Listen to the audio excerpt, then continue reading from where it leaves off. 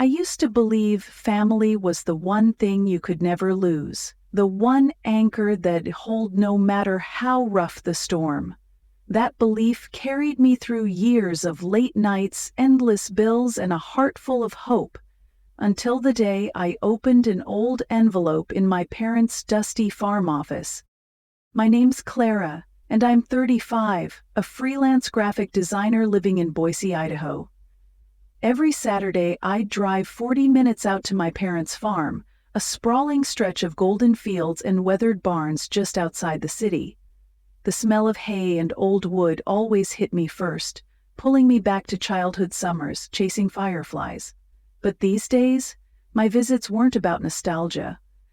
They were about keeping the place standing. For 8 years, I'd poured everything into that farm. I paid $75,000, 0 cents of my own savings, to stop the bank from foreclosing, money I'd scraped together from late-night design gigs and skipped vacations. I fixed fences in the blistering sun, hauled feed for the horses, and spent hours balancing their books when my mom Ellen couldn't make sense of the numbers. I gave up a job offer in Seattle, a dream gig with a big agency, because I couldn't bear to leave my parents struggling. They needed me, and I thought that's what family did. You showed up, no questions asked. That afternoon, I was in the farm's office, a cramped room with creaky floorboards and stacks of papers spilling off the desk. Mom handed me a pile of documents before heading out to her rose garden.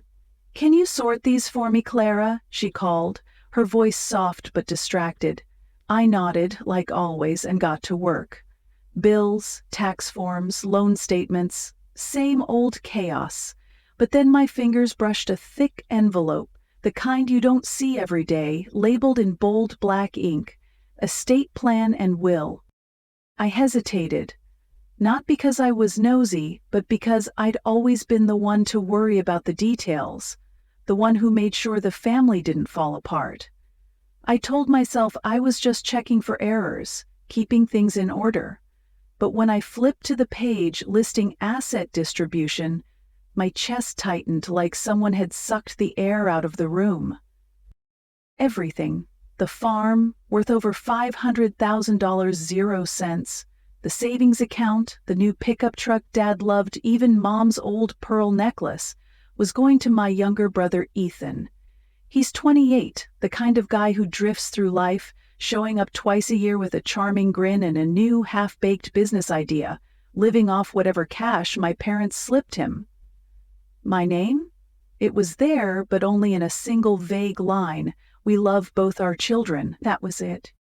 I gripped the paper so hard my knuckles went white. Every memory flashed through my mind. The nights I stayed up designing logos to cover their loan payments, the weekends I spent knee-deep in mud fixing the barn, the times I drove through blizzards to get Mom's meds. All of it erased by a few typed words. I scanned the page again, my eyes catching on Mom's signature at the bottom. Something about it looked off. Too sharp, not like her usual looping scrawl, but I was too shaken to dwell on it. The room felt smaller, the air heavier. I'd given my heart, my savings, my dreams to keep that farm alive, and in return, they'd written me out like I was a stranger. I sat there, staring at the envelope, my pulse pounding in my ears. Part of me wanted to storm out and demand answers, but another part, the part that had always played the good daughter, just felt numb. I heard Mom's footsteps coming back from the garden, her humming soft and carefree. I folded the will, slipped it back into the envelope, and placed it on the desk. But something had shifted inside me, like a crack splitting through a dam. I didn't know it then, but that moment was the beginning of the end. Not just of my role in the family, but of the version of me who thought love could be earned with enough sacrifice. I stood up from the desk, the will still clutched in my hand, the weight of those words pressing against my chest. The farmhouse kitchen smelled of coffee and fresh bread, the kind of warmth that used to feel like home. Now it just felt like a lie. Mom was at the sink, rinsing a handful of roses she'd cut from the garden, her hands moving slow and deliberate. I took a deep breath, trying to keep my voice steady. "Mom, is this real?" She froze, her fingers hovering over the petals. Her eyes flicked to the paper in my hand, then back to the sink. "Clara, honey, what are you talking about?" Her voice was soft, but there was a tremor in it, like she already knew what I'd found. "This," I said, holding up the will, my voice calmer than I felt. "The will that gives everything to Ethan, the farm I paid for, the savings I helped rebuild, even your necklace. Not a single mention of me, except that you love both your children." "Is it real?" Mom's face went pale and she dried her hands on a dish towel, avoiding my gaze. "Clara, don't make this bigger than it is. We wanted Ethan to feel secure. He's still finding his way, you know that. You've always been so strong." Strong? That word hit me like a slap. I'd heard it my whole life. Clara's strong. Clara can handle it. Clara doesn't need us to worry about her. But strong didn't mean I didn't hurt. Strong didn't mean I could keep pouring myself into a family that didn't see me. Before I could respond, Dad walked in from the living room, his boots heavy on the hardwood floor. He was holding a mug of black coffee, steam curling up in the late afternoon light. "What's going on?" he asked, his tone casual, like he was about to comment on the weather. I turned to him, the will trembling in my grip. "Dad, did you know about this? That you and Mom wrote me out of everything? After I paid $75,000, 0 cents, to save this farm? After I spent years fixing fences, paying loans, driving through snow to get Mom's prescriptions?" He set his mug down with a sigh, like I was overreacting. "Clara, let's not do this. Ethan needs a little more help, that's all. You're doing fine. You've got your career, your apartment. He's still figuring things out." I let out a laugh, sharp and humorless. "Figuring things out? He's 28, Dad. He shows up twice a year, blows through your money on some crypto scheme, and can't even pay his own phone bill. I'm the one who kept this farm from collapsing. I worked 2 jobs to cover your loans. I gave up a job in Seattle to stay here, and you're telling me Ethan needs help?" Mom stepped forward, her hand reaching for mine. "Clara, please. We didn't mean to hurt you. We just thought Ethan needed a safety net." I pulled my hand away, my voice low but cutting. "A safety net? And what about me? The one who's been holding this family together dollar by dollar, year after year?" They didn't answer. The silence was louder than any words they could have said. I looked at Mom, her eyes glistening with unshed tears, and Dad, staring at the floor like it held some kind of explanation. I placed the will back on the table, careful, like I was handling something fragile. "Thanks for showing me where I stand," I said, and walked to the door. I didn't look back as I stepped outside, the cool Idaho air hitting my face. The gravel crunched under my boots, and for the first time in years, I didn't feel the urge to fix things. I just felt empty. A hollow, aching kind of empty that settled deep in my bones. 2 weeks passed, and I heard nothing. No calls, no texts, no apologies. I told myself if they had even a shred of guilt, they'd reach out. But instead, one morning my phone buzzed with a message from Dad. "Clara, this month's farm loan is due. Can you transfer it by Friday?" I stared at the screen, my coffee going cold in my hand. No mention of the will, no hint of what happened, just a demand, like I was still their default lifeline. Part of me wanted to scream, to drive back and shove the truth in their faces, but another part the part that was starting to wake up, knew this was the moment to choose myself. I set the phone down, my hands steady for the first time in weeks. I wasn't sure what came next, but I knew one thing. I was done being the one who always said yes. I sat at my kitchen table staring at Dad's text. "Clara, this month's farm loan is due. Can you transfer it by Friday?" The words burned into me, each one a reminder of how little I'd meant to them. My coffee mug was cold now, the morning light slanting through my apartment window. For years I'd have jumped to fix it, logged into my bank account, sent the money, and swallowed the resentment. But not this time. Something had snapped inside me, and I wasn't going back. I typed slowly, each word deliberate. "I think Ethan can handle it. The farm's his now, right?" I hit send, set my phone down, and waited. 10 minutes later it buzzed again. Mom, this time. "Clara, don't be like this. We need to talk." I read it, then slid the phone across the table. No sadness, no anger, just a clarity so sharp it felt like ice in my veins. I wasn't their ATM anymore. I wasn't their savior. That day I started dismantling the role I'd played for years. I called the bank and asked them to remove my name from the farm's joint account, the one I'd used to funnel payments for their loans. The clerk's voice was polite but curious. "Are you sure, Miss Thompson, you've been managing this for years?" I smiled faintly. "I'm sure." Next, I logged into the utility accounts, electricity, water, internet, and canceled every auto payment I'd set up to keep the farm running. I deleted the bill reminders from my phone, each tap feeling like a small rebellion against the weight I'd carried. For the first time in years, I looked at my savings account and didn't see a number tied to someone else's survival. I'd always told myself there'd be time for me later, after the farm was safe, after Mom and Dad were okay, but later had never come. Until now.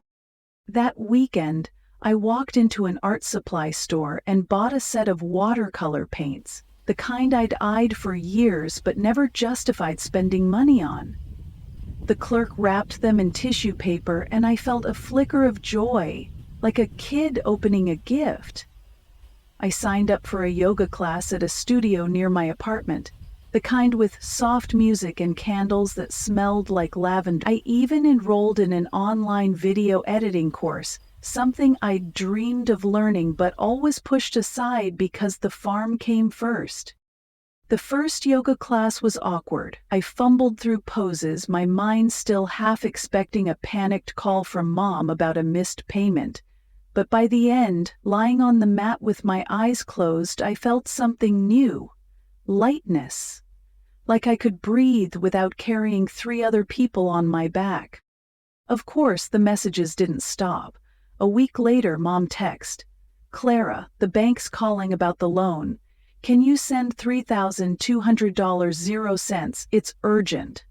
I read it over breakfast, my toast half eaten. Part of me, the old Clara, wanted to reply, to explain, to make them understand.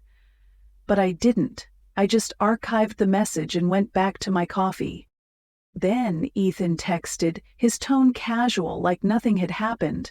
"Hey, you're overreacting. Mom and Dad didn't mean it like that.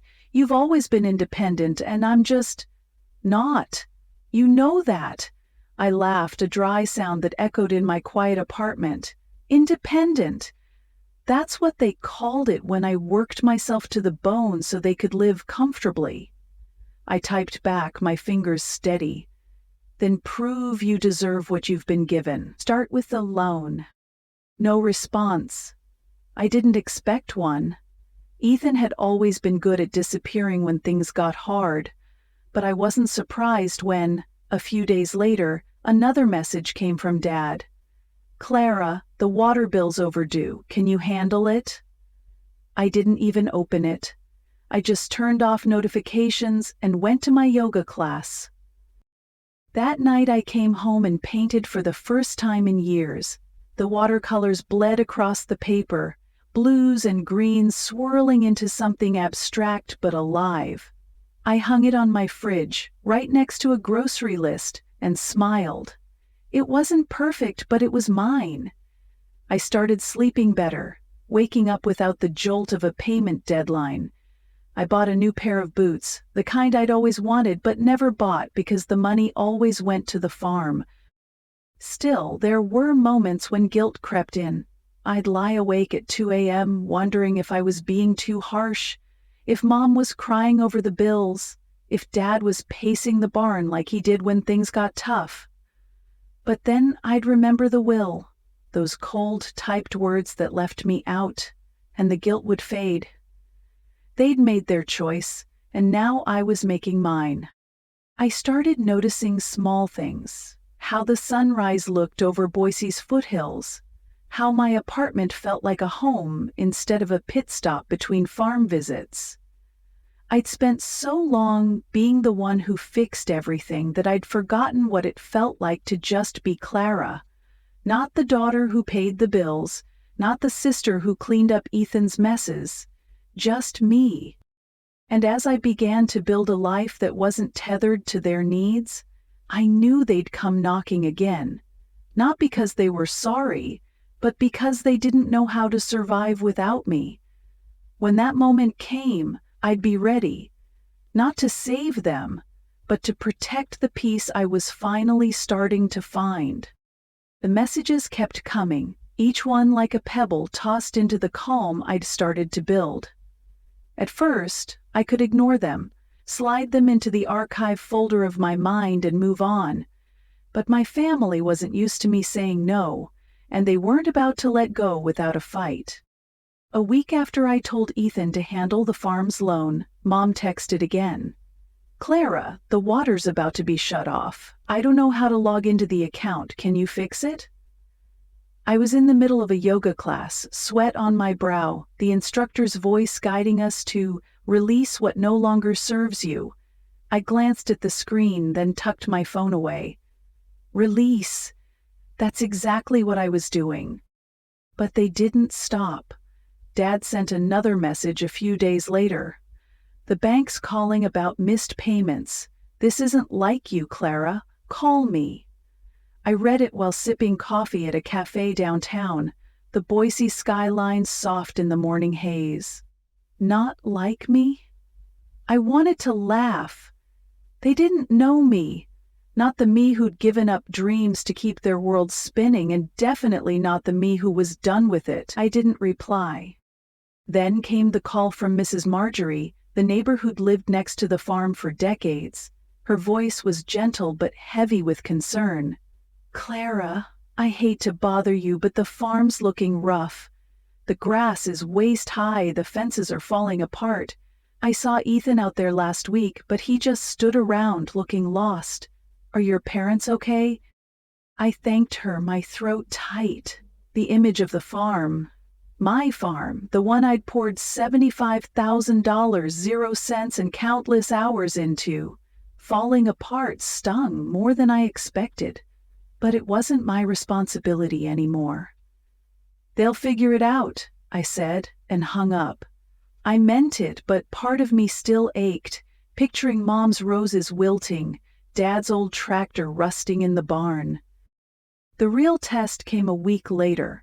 I was working on a logo for a client when my doorbell rang. I opened it to find Ethan standing there, his hoodie wrinkled, hair messy, eyes darting like he hadn't slept in days. "Clara, I need 5 minutes," he said, his voice shaky. "Just 5 minutes." I crossed my arms, leaning against the doorframe. "You here to ask for money?" "Not money," he said quickly, though his flush gave him away. I need help with the bank. They keep using words like delinquency and foreclosure, and I don't get it. I'm drowning, Clara." I raised an eyebrow, my tone flat. "What about the farm you inherited, the savings, the truck?"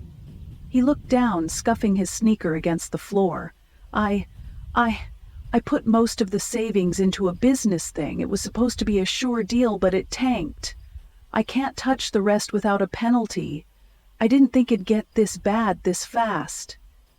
I let out a dry laugh. "You didn't think. Like always." He flinched, but I didn't soften. "Ethan, you signed up for this. You wanted the farm, the money, all of it. Mom and Dad handed it to you without a second thought, so why are you here, begging me to clean up your mess?" "I didn't know it'd be like this," he mumbled. "They said it was all set. I thought they had it under control." "They, me?" I stepped closer, my voice low and sharp. "You mean the parents you barely visit? The ones I kept afloat while you were off chasing pipe dreams? They chose you, Ethan. Now you get to live with it." He stood there, silent, his hands stuffed in his pockets. For a moment I saw the kid he used to be, the one who'd follow me around the farm asking me to fix his broken toys. But that kid was gone, and so was the sister who'd always fixed everything. "Figure it out," I said, stepping back. "Or don't. But I'm not your safety net anymore." I closed the door, the click echoing in my quiet apartment. I expected him to knock again, to plead or argue, but he didn't. The hallway was silent, and, as I sank onto my couch, I felt a strange mix of relief and exhaustion. Saying no was getting easier, but it still took something out of me. The next day, Mom called. I let it go to voicemail. Her message was frantic. "Clara, the electricity's on the verge of being cut. Ethan says he can't log into the accounts. I don't know what to do. Please call me." I listened, then deleted it. I wasn't cold-hearted, not yet. But I was done being the one who ran to the rescue.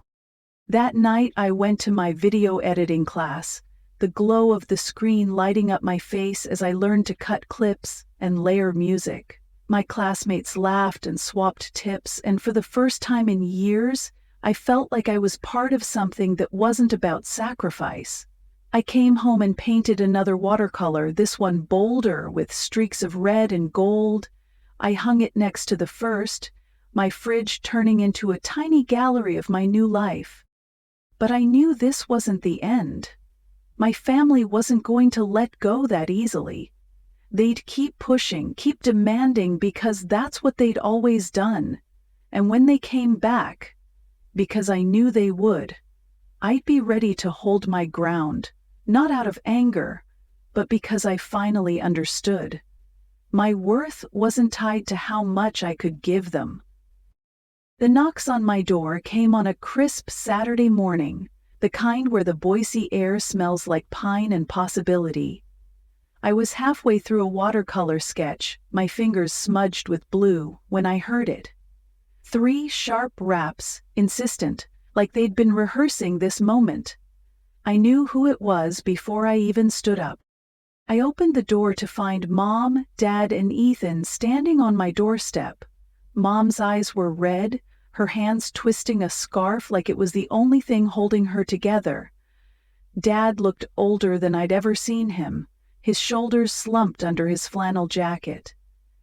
Ethan stood a step behind, clutching his phone, his face a mix of guilt and defiance. I didn't say a word. I just crossed my arms and leaned against the doorframe, waiting. Mom spoke first, her voice trembling.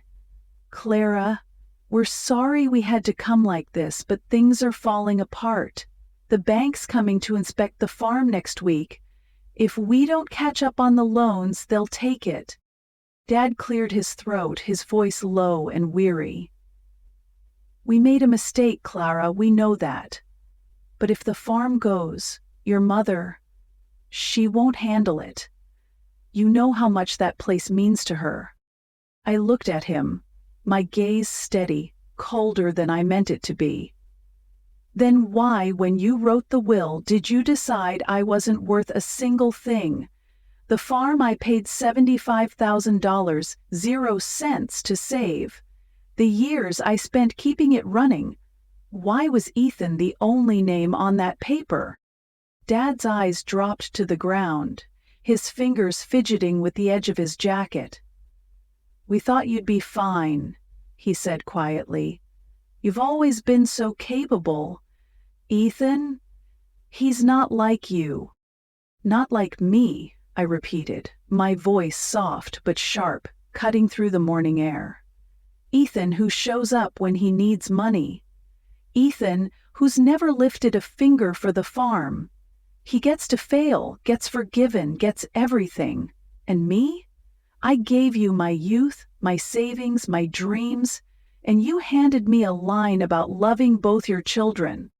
I turned to Ethan, who hadn't said a word. His lips were pressed tight, his eyes darting between me and the ground. "No defense?" I asked. "No excuse for taking what I built?" He shrugged, barely audible. "I didn't ask for it." Mom's tears spilled over and she stepped closer. "Clara, please. We didn't know it had come to this. Can't you help, just for a few months, until we get back on our feet?" I shook my head, a breeze sweeping through me, carrying away years of obligation. "I'm not saying no because I can't help. I'm saying no because if I do, you'll all go right back to believing you never need to change. You'll lean on me until there's nothing left, and I'll be the one picking up the pieces again." Ethan finally spoke, his voice small, almost broken. "I didn't think you'd walk away so fast. I thought we had time to fix this." I looked at him, really looked at him, and for a moment I saw the brother I'd once bandaged, scraped knees for, the one I'd taught to ride a bike, but that was a long time ago. "I didn't walk away fast," I said. "I warned you.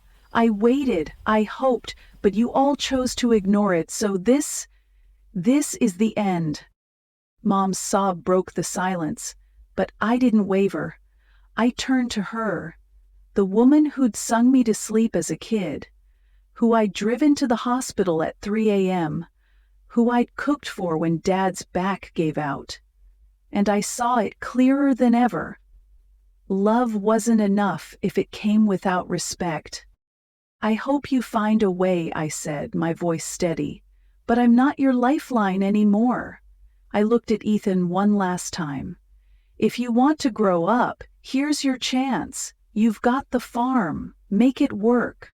I stepped back, my hand on the doorknob. No one moved, no one spoke. The autumn wind whistled through the pines outside, cold and unforgiving. I walked inside and shut the door, the soft click louder than any shout. I stood in my living room, the sunlight spilling across the floor, painting my watercolors in gold. No tears came, no heartbreak, just a quiet peace I hadn't felt in years. I'd spent so long believing family was a bond you couldn't break, that blood meant duty.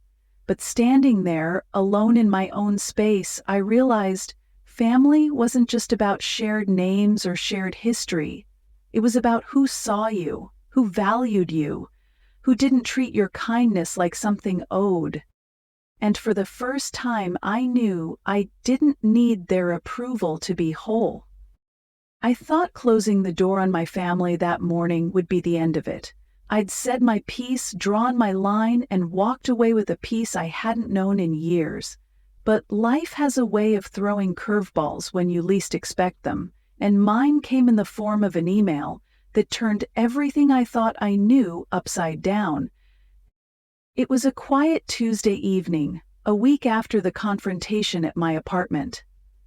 I was curled up on my couch, a cup of chamomile tea steaming on the table, tweaking a logo design for a client.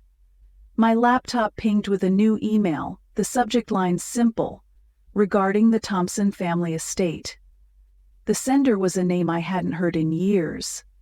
Mr. Harold Thompson, no relation. A lawyer who'd helped my parents with legal paperwork back when I was a teenager. I opened it, expecting some routine notice about the farm's looming foreclosure. Instead, the words hit me like a punch to the gut. Clara, I've recently reviewed documents related to your parents' estate, and I believe there's an issue with the will you referenced in our last correspondence. I need to speak with you urgently. The signature on the document does not appear to be your mother's. Please call me. I read it again, my heart pounding. The signature, that sharp, unfamiliar scrawl I'd noticed on the will but brushed off in my shock. I'd assumed it was just Mom's handwriting on a bad day, but now Mr. Thompson's words brought it roaring back. I dug through my desk, pulling out the copy of the will I'd scanned before leaving the farm that day. I compared it to an old birthday card Mom had sent me years ago, her looping, gentle cursive unmistakable. They didn't match, not even close. I called Mr. Thompson immediately, my hands shaking as I dialed. His voice was calm but grave. Clara, I've been semi-retired for years, but I still handle some files for old clients. When I heard about the farm's troubles, I pulled your parents' records. The will you found? It's not legitimate. The signature is a forgery. Based on the metadata from the document's digital draft, it was created on a computer registered to your brother Ethan. The room spun. Ethan, my brother, the one who'd stood silent on my doorstep, who'd shrugged off the will like it was no big deal, had forged it. He hadn't just taken what was handed to him, he'd manipulated our parents, faked Mom's signature, and written me out to secure everything for himself. Mr. Thompson went on, your parents likely don't know. Ellen's never been tech-savvy, and George trusts Ethan with anything involving computers. I suspect Ethan took advantage of that. I can help you challenge the will legally, but I wanted you to know first. I thanked him, my voice barely above a whisper, and hung up. I sat there, staring at the will on my desk, the truth sinking in like a stone. All this time, I'd been angry at Mom and Dad for choosing Ethan over me, for erasing my years of sacrifice. But they hadn't, at least not entirely. Ethan had orchestrated it, banking on my absence and their trust to pull it off. The betrayal cut deeper than the will itself. I'd spent years cleaning up Ethan's messes, bailing him out when he blew his rent on some startup fantasy, and he'd repaid me by stealing what I'd built. Part of me wanted to drive to the farm, bang on his door, and demand answers. I imagined his face, that half-guilty smirk he always wore, crumbling under the weight of the truth. But I didn't. Not yet. Rushing in would only give him a chance to twist the story, to play the victim like he always did. Instead, I saved Mr. Thompson's email, printed the will, and tucked both into a folder. I needed time to think, to decide what came next. Confronting Ethan now would feel good, but it wouldn't undo the years I'd lost. And deep down, I wasn't sure I wanted to fight for a farm or a family that had let me slip through the cracks so easily. That night, I couldn't sleep. I sat by my window, the Boise skyline twinkling in the distance, and thought about what this meant. Ethan's betrayal was a wound, but it also gave me something I hadn't had before. Proof that I wasn't the one who'd failed. I'd given everything to my family and he'd taken it, not because I wasn't enough, but because he'd chosen to cheat. As the stars faded into dawn, I made a decision. I wouldn't storm into the farm with accusations. I'd wait, hold this truth like a card up my sleeve, and let it play out when the moment was right. Because if I'd learned anything, it was that secrets like this don't stay buried forever. And when they came to light, I'd be ready to stand in my truth, not just for me, but for the Clara who'd given too much for too long.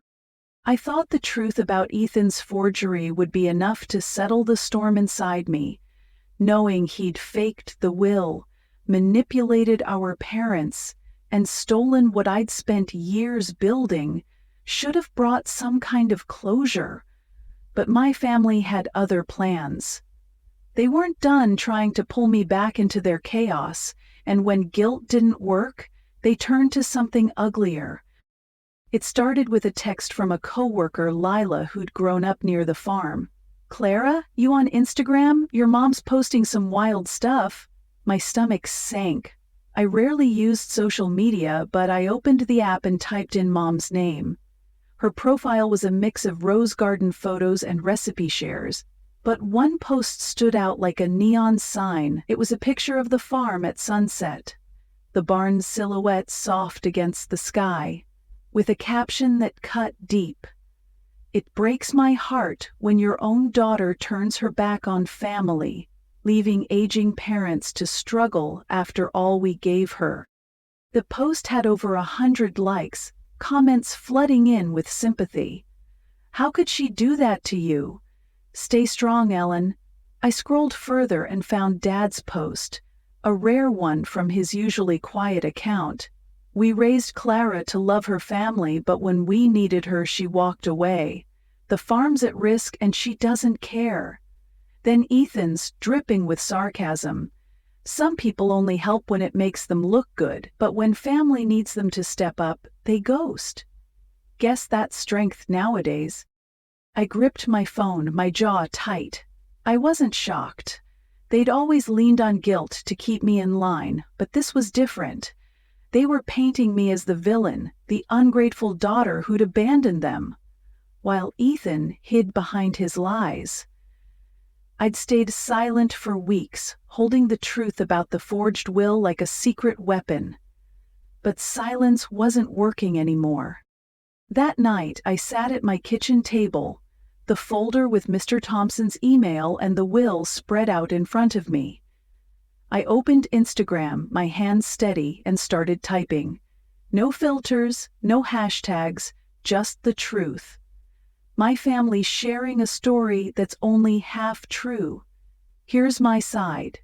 I attached a scan of the will, Ethan's name circled as the sole beneficiary. I included screenshots of bank statements showing the $75,000 0 cents I'd paid for the farm's loans, utility bills I'd covered for years, and Mom's text asking for $3.20 like nothing had happened. Then the final blow.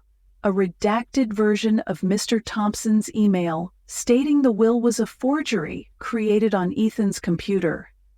I ended with one line. "I didn't walk away because I stopped caring. I walked away because my kindness was never seen." I hit post and closed my laptop. My heart was racing, but not with fear, with relief. For years I'd stayed quiet to keep the peace, to be the good daughter. Now I was done hiding. By morning the post had spread like wildfire. Friends from high school shared it, then their friends, then strangers. Comments poured in. "Clara, you're so strong for this. I can't believe they did that to you." A neighbor who'd known my parents for years wrote, "I always wondered why Ethan got everything. This makes sense now." The truth wasn't just mine anymore. It was out there, raw and undeniable. 2 days later, Mom's post disappeared. Dad's account went private. Ethan changed his profile picture to a generic mountain photo, his usual move when he wanted to dodge accountability. I didn't hear from them, no texts, no calls, no apologies. Part of me had hoped for at least a whisper of regret, but the silence told me everything. They weren't sorry. They were just caught. I contacted Mr. Thompson and asked him to file a legal challenge to the will, not because I wanted the farm. I didn't, but because I needed the truth on record. I needed to know I'd fought for myself, not just for the money or the land, but for the years I'd given without asking for anything in return. The process would take months, maybe years, but I didn't care. I wasn't fighting to win something back. I was fighting to prove I'd been there, that my sacrifices hadn't been invisible. As the dust settled, I felt something shift. The weight of their lies, their demands, their betrayal, it didn't vanish, but it got lighter. I'd spent so long believing I had to earn their love, that my worth was tied to how much I could give. But standing in the truth, seeing it echo through the voices of strangers and friends, I realized I didn't need their validation. I was enough. I went back to my watercolors that night, painting a stormy sky with streaks of gold breaking through. It wasn't perfect, but it was honest, like me. And for the first time in years, I felt justice. Not the kind that comes from revenge, but the kind that comes from refusing to be erased. After I posted the truth, the silence from my family was deafening. No texts, no calls, no attempts to explain or apologize. It was as if I'd vanished from their world, just like they'd tried to erase me from the will. But this silence didn't feel heavy or lonely. It felt like freedom, like the quiet after a storm when you realize you're still standing. I started living for myself in ways I hadn't since I was a kid. Monday mornings, I taught a graphic design workshop at a local art center, watching teenagers light up as they created their first logos. Their excitement reminded me why I'd fallen in love with design in the first place. Evenings, I dove into my video editing course, losing myself in the rhythm of cutting clips and layering sound. I went on walks through Boise's foothills, the sunset painting the sky in pinks and golds, my steps unhurried for the first time in years. I baked lemon scones on weekends, shared them with new friends from my classes, and posted photos of my watercolors on Instagram without worrying about seeming selfish. My apartment became a sanctuary, paint-splattered canvases on the walls, a shelf of books I finally had time to read. I even booked a solo trip to Portland to visit art galleries, something I'd always dreamed of but put off because the farm needed me. Now no one needed me, and that felt like a gift. Word got around that the farm was up for sale, listed at $420,000, 0 cents, with no takers. A friend who worked in real estate texted me, "Clara, the place is a mess, roofs leaking, wiring's shot." I wasn't surprised. Without me to fix the fences or call the repair guy, the farm was showing its truth, neglected, just like I'd been. Mrs. Marjorie, the neighbor, mentioned Ethan had moved back in with Mom and Dad, hauling groceries and looking worn out. I didn't feel smug or sad. I just felt detached, like the farm was a chapter I'd closed. One rainy afternoon, a letter arrived from Mom, her familiar cursive on a pale blue envelope. She wrote about sleepless nights, Dad's fading health, and her regret. "I don't know how we got here, Clara, but if you're willing, I'm still here." I folded the letter and slipped it into a drawer with old sketches and half-written poems. I didn't reply, not out of anger, but because I wasn't ready. I didn't hate them, I just didn't have the strength to keep giving without being seen. I held my first art exhibit at a friend's cafe, my watercolors tracing my journey. Stormy skies, golden fields, a single rose blooming through cracked earth. A woman approached me after, her eyes soft. "Your art feels like it's speaking for someone who's been quiet too long." I smiled, saying nothing, because she was right. I used to think family was blood, an unbreakable bond you fought for no matter what. But I learned family is about respect, gratitude, and choosing each other. My parents and Ethan didn't choose me, and that's okay. I chose myself. I built a family from the pieces of me I'd forgotten. My art, my dreams, my heart, and that's enough. My story isn't a tragedy, it's a waking up. I learned to say no without guilt, to walk away when I'm not valued, to love myself fiercely. I don't know if I'll ever see my family again, but I know I'm whole. And that's the kind of peace no one can take away.